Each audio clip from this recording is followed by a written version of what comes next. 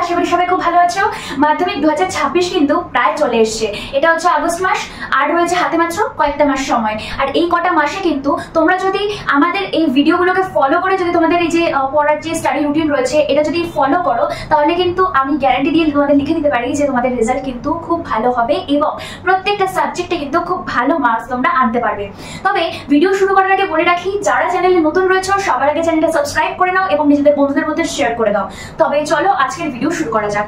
আমাদের মাধ্যমিকে কিন্তু এই জীবন বিজ্ঞানের পুরো বইটা রয়েছে। তো জীবন বিজ্ঞানের পুরো বইটা যখন রয়েছে, পুরো বইটা একবারে একদিনে বা এক সপ্তাহ আগে নিয়ে কিন্তু শেষ করা খুবই সমস্যার ব্যাপার। আর প্রত্যেকটা চ্যাপ্টারের প্রত্যেকটা জায়গা কিন্তু ধরে ধরে বুঝে পড়তে হবে, তবেই কিন্তু মাথায় থাকবে। মুখস্থ করে গেলে কিন্তু সেটা কোনো কাজে লাগবে না, কারণ এই সমস্ত জিনিসগুলো কিন্তু তোমাদের লাইফের একদম শেষ পর্যন্ত কাজে আসবে। তবে চলো একটু একটু করে শুরু করা যাক। আর প্রত্যেক দিনের ভিডিওতে কিন্তু তোমাদেরকে আমি কিছু কিছু টিপস এন্ড ট্রিক্স বলে দেবো, যেভাবে তোমরা জিনিসগুলোকে মনে রাখতে পারবে, মানে তোমরা ভুলে যাবে না সহজে। ঠিক আছে, তাহলে আজকে আমরা ফার্স্ট চ্যাপ্টার থেকে শুরু করি। জীবন বিজ্ঞানের ফার্স্ট চ্যাপ্টার আমাদের কোনটা রয়েছে? জীবজগতের নিয়ন্ত্রণ এবং সমন্বয়, যেটা আমি বোর্ডে অলরেডি লিখে রেখেছি। এবং এই জীবজগতের নিয়ন্ত্রণ এবং সমন্বয়তে সবার প্রথমে আমরা শুরু করবো চলন এবং গমন দিয়ে। চলন এবং গমন, চলন এবং গমন কিন্তু উদ্ভিদের বলা হয়েছে, প্রাণীর নয়। তাহলে চলন এবং গমনের সংজ্ঞাটা আগে আমরা জেনে নিই। চলনের সংজ্ঞা এখানে কি বলা রয়েছে বইতে? বলা রয়েছে যে প্রক্রিয়ায় জীব নির্দিষ্ট স্থান থেকে স্থির থেকে, অর্থাৎ স্থানান্তরে না গিয়ে স্বতঃস্ফূর্তভাবে বা উদ্দীপকের প্রভাবে অঙ্গ প্রত্যঙ্গকে সঞ্চালন করে, তাকে আমরা চলন বলবো। মানে কি বলতে চেয়েছি? মানে বলতে চেয়েছে যে প্রক্রিয়ায় উদ্ভিদ নিজে স্থির থাকে, মানে মানুষ যেরকম হেঁটে এক জায়গা থেকে অন্য জায়গায় যেতে পারছে সেরকম করে না, উদ্ভিদ নিজে স্থির থেকে তার যে কোনো একটা অঙ্গ প্রত্যঙ্গকে এরকম করে কোনো উদ্দীপকের দ্বারা প্রভাবিত হয়ে এগিয়ে দেয়, মানে এক জায়গা থেকে অন্য জায়গায় স্থানান্তর করে, তাকে বলা হয় হচ্ছে কি চলন। এটা আমি উদাহরণ দিয়ে যখন বোঝাবো তখন জিনিসটা বুঝতে আরো সুবিধা হবে। তাহলে একটা উদাহরণ দিয়ে বোঝাই। যেমন লজ্জাবতীর স্পর্শজনিত চলন, এটাকে বোঝাই প্রথমে। যেমন লজ্জাবতী লতা হচ্ছে একটা গাছ, ঠিক আছে, অনেকটা তেঁতুল গাছের পাতার মতন তার পাতা হয়। এবার সেই লজ্জাবতী লতাকে তুমি যদি এরকম করে ছো তার পাতাকে, দেখবে তার পাতাগুলো কিন্তু আস্তে আস্তে গুটিয়ে আসছে, মানে সে কিন্তু স্থানান্তর করছে। মানে পাতাগুলো ছিল এইরকম, তুমি ছোঁয়ার পরে পাতাগুলো আস্তে আস্তে এরকম করে গুটিয়ে যায়। এইটাকে বলা হয় হচ্ছে লজ্জাবতীর স্পর্শজনিত চলন। এটা একটা উদাহরণ গেল। আরেকটা উদাহরণ আমি কি দিতে পারি? আরেকটা উদাহরণ দিতে পারি প্রকরণ চলন। প্রকরণ চলন আমি পরে আসছি, মানে চলনটা কি, কিন্তু এটা কিভাবে হচ্ছে আমি সেটা বলে দিই। সেটা হচ্ছে একটা উদ্ভিদ ধরো রয়েছে, উদ্ভিদের যে কোনো একটা অঙ্গ প্রত্যঙ্গ উদ্ভিদ থেকে আলাদা হয়ে মাটিতে পড়ে গেল, ঠিক আছে। সে আলাদা হয়ে মাটিতে পড়ে যাওয়া যে অঙ্গটা, সেটা থেকেই আবার নতুন উদ্ভিদ কিন্তু তৈরি হচ্ছে। এটা হচ্ছে চলনের আরেকটা প্রকার, ঠিক আছে। উদাহরণ যদি আসে, মানে উদাহরণ মানে যদি সংজ্ঞা আসে, চেষ্টা করবে সাথে একটা দুটো উদাহরণ দিয়ে দেওয়ার। লজ্জাপতির উদাহরণ যেরকম বললাম, বা পাথরকুচি পাতার উদাহরণ, আমি এই যে সেকেন্ড যে উদাহরণটা বললাম, এটা কিন্তু পাথরকুচি পাতাতে দেখতে পাওয়া যায়। এগুলো কিন্তু ভীষণ ইম্পর্টেন্ট, ঠিক আছে। চলনটা আমার গেল, বোঝা গেছে আশা করি। সেকেন্ড আমরা আসছি কোনটায়? গমন। গমন হচ্ছে যে প্রক্রিয়ায় স্বেচ্ছায় বা উদ্দীপকের প্রভাবে অঙ্গ প্রত্যঙ্গ সঞ্চালনের দ্বারা সামগ্রিকভাবে স্থান পরিবর্তন করে, তাকে বলা হয় হচ্ছে গমন, ঠিক আছে। মানে সামগ্রিকভাবে, মানে পুরোটাই স্থান পরিবর্তন করে ফেলে, ঠিক আছে। চলন এবং গমন গেল।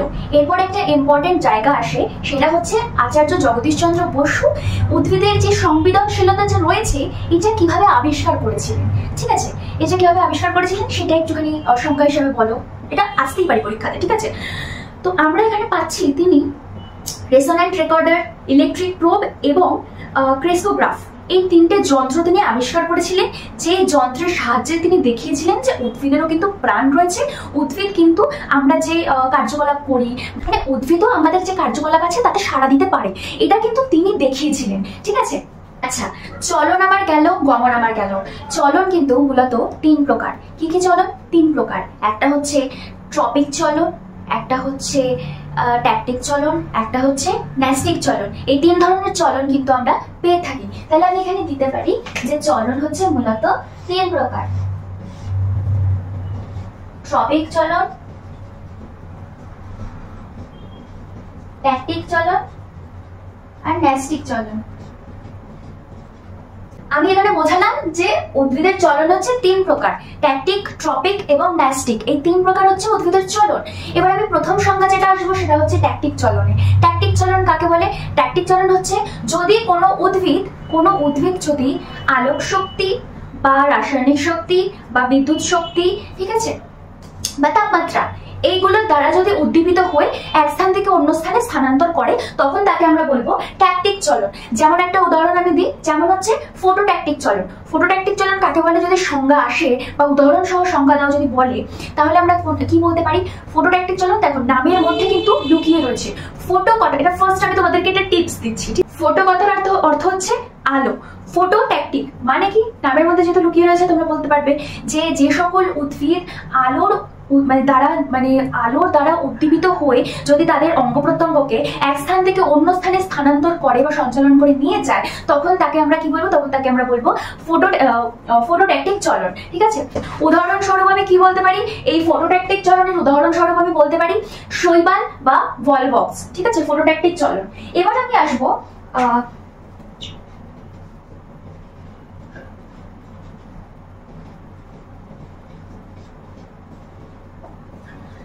আমি আসবো ট্রপিক চলন।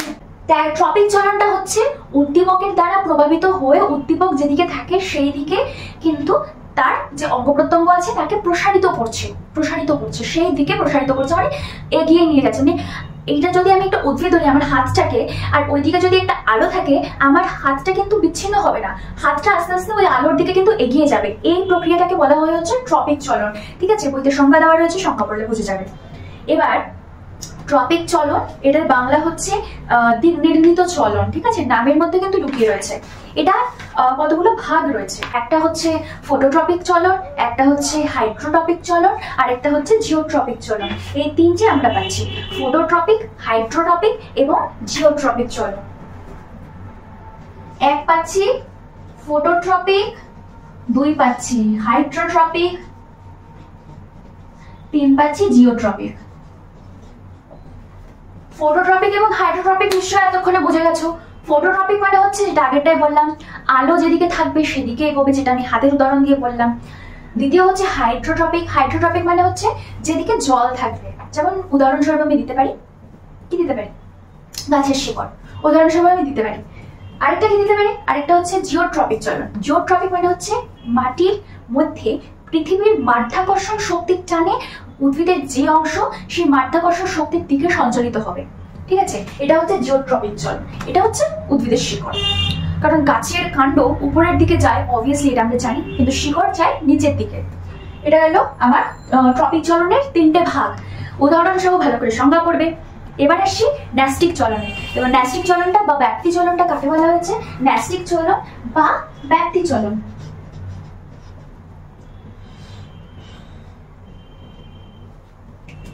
ন্যাস্টিক চলন বা ব্যক্তি চলন কাকে বলেছে?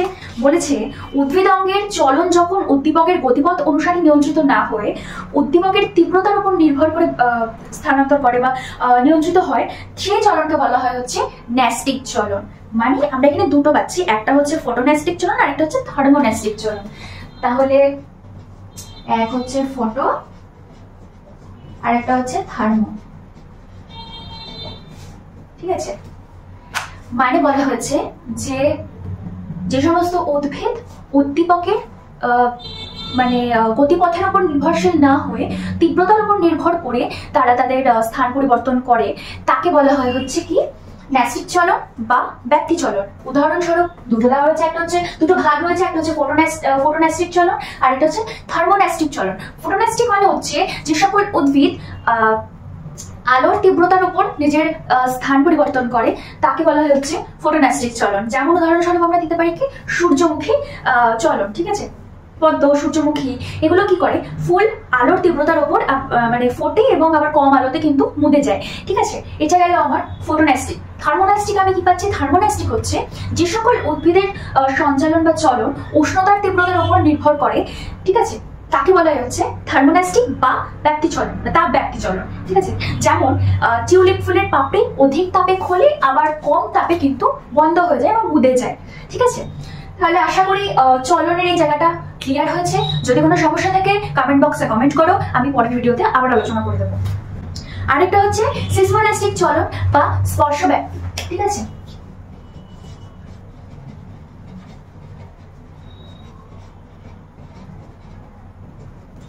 এটা বাদ চলে গেছিল, তিনটে পাচ্ছি, একটা হচ্ছে ফোটোন্যাস্টিক, থার্মোন্যাস্টিক এবং সিসমোন্যাস্টিক। সিসমোন্যাস্টিক হচ্ছে কি স্পর্শ ব্যাপ্তি চলন।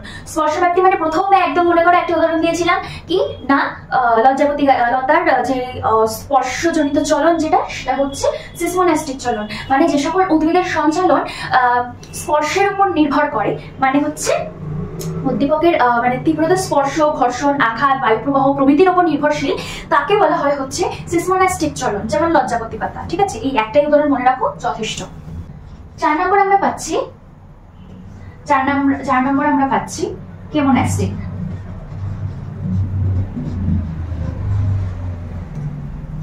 কেমোন্যাস্টিক চলন মানে হচ্ছে কি রসায়ন ব্যাপ্তি চলন, রসায়ন ব্যাপ্তিক বা কেমোন্যাস্টিক চলন। কেমিস্ট্রি, রসায়ন তত্ত্ব, সেরকমই কেমোন্যাস্টিক। ঠিক আছে, মানে কি তোমরা এটা বানিয়ে লিখতে পারবে, যে মানে নামের অর্থ যদি তোমরা জেনে থাকো তাহলে সংজ্ঞা কিন্তু খুব সহজে বানিয়ে লিখতে পারবে।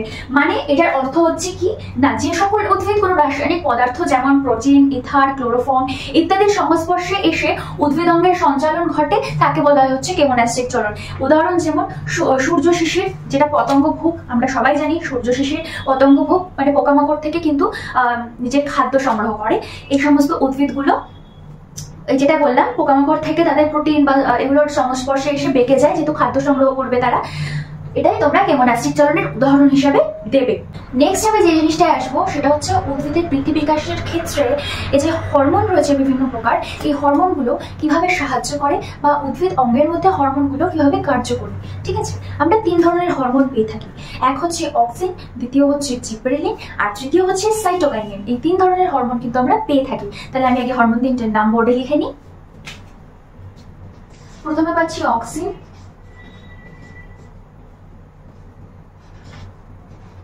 দ্বিতীয় পাচ্ছি জিবরেলিন,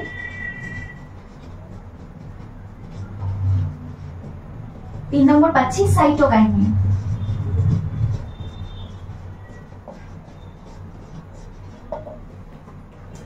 এবার অক্সিন, জিবরেলিন এবং সাইটোকাইনিন এই 3টের নাম তো আমি লিখলাম, কিন্তু 3টার কাজ কি?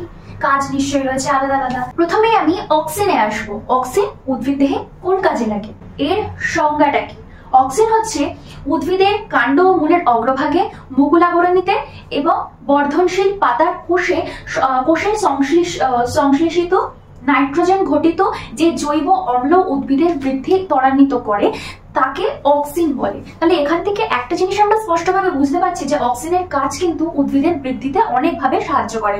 মানে শুধু উদ্ভিদের মানে কাণ্ড, পাতা বা মুকুলাবরণী নয়, প্রত্যেকটা ভাগকেই কিন্তু বৃদ্ধিতে এই অক্সিন জিনিসটা কিন্তু খুব ভাবে সাহায্য করে।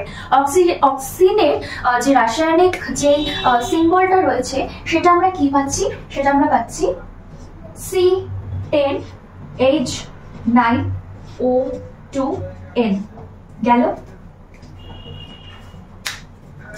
অক্সিনের উৎস কোনটা? অক্সিনের মূল উৎস হলো কাণ্ড এবং মূলের অগ্রভাগ, মুকুলাবরণী এবং বর্ধনশীল পাতার কোষ ও ফল। মানে প্রত্যেক জায়গাতেই পাচ্ছি।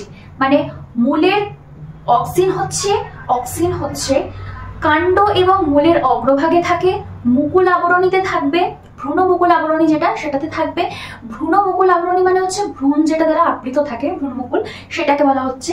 আর হচ্ছে কি বর্ধনশীল পাতার কোষ, যেই পাতাটা বড় হচ্ছে, ছোট থেকে বড় হচ্ছে, মানে কি বলবো, পুরোপুরি বেড়ে যাওয়া মানে পাতা নয়, যেটা ছোট থেকে বড় হচ্ছে, এখনো পূর্ণবয়স্ক হয়ে পারেনি, সেই পাতাতে অবস্থিত থাকে। আর কিসে থাকে? ফলে থাকে। এবার আসবো কি কি রাসায়নিক উপাদান মানে উপস্থিত থাকে এতে। এটা আমরা এর মধ্যে থেকে দেখতে পাচ্ছি কি কি রাসায়নিক উপাদান মানে উপস্থিত থাকে। কার্বন থাকে C, H হাইড্রোজেন বর্তমান থাকছে, ও মানে অক্সিজেন থাকছে, আর এর মানে নাইট্রোজেন থাকছে। তোমরা এই যে রাসায়নিক যে সিম্বলটা রয়েছে এটা মনে রাখবা, তাহলেই তোমাদের কি কি রাসায়নিক উপাদানের মধ্যে উপস্থিত রয়েছে তাহলে কিন্তু মনে থাকবে। কার্বন, হাইড্রোজেন, অক্সিজেন এবং নাইট্রোজেন, এই 4টে উপাদান কিন্তু উপস্থিত রয়েছে। ভূমিকা, এর ভূমিকা কি? ভূমিকা হচ্ছে এক হচ্ছে অগ্রস্থ প্রকটতা, আর একটা হচ্ছে কোষ বিভাজন এবং কোষের আকার বৃদ্ধি, যেটা আমি আগে বললাম, সংখ্যা বই থেকে ভালো করে পড়ে নিও। মূল কাজই হচ্ছে উদ্ভিদের বৃদ্ধিতে সাহায্য করা। ঠিক আছে, মূলের বৃদ্ধি, ফলের বৃদ্ধি, টপিক চলন নিয়ন্ত্রণ, ঠিক আছে, এই প্রত্যেকটা কাজ করে হচ্ছে এই অক্সিন। এবার আসবো জিবরেলিন। জিবরেলিন আমাদের কিসে কিসে সাহায্য করে, মানে আমাদের নয়, উদ্ভিদের অবভিয়াসলি। আগে জিবরেলিনের যে রাসায়নিক সিম্বলটা রয়েছে সেটা আগে লিখে নিই।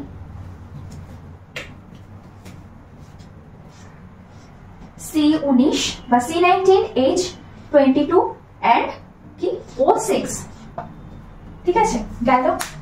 C19 H22 O6 এটা হচ্ছে জিবরেলিনের রাসায়নিক সিম্বল গেল। অক্সিনের মতো জিবরেলিনও উদ্ভিদের বৃদ্ধিতে সহায়ক। অক্সিন যেরকম উদ্ভিদের বৃদ্ধিতে সহায়তা করে, জিবরেলিনের কাজও কিন্তু সেম। 1921 খ্রিস্টাব্দে কুরোশোয়া প্রথম জিব্বেরেলা ফুজিকুরোই নামক ছত্রাকে এই হরমোনের উপস্থিত লক্ষ্য করেন। জিবরেলিনের রাসায়নিক নাম হচ্ছে জিবরেলিক অ্যাসিড বা GA। এগুলো কিন্তু খুব ইম্পর্টেন্ট, শর্ট কোশ্চেনের জন্য ভালো করে আন্ডারলাইন করে রাখো আর ভালো করে পড়ে নেবে, ঠিক আছে। সংজ্ঞাটা কি বলা হয়েছে?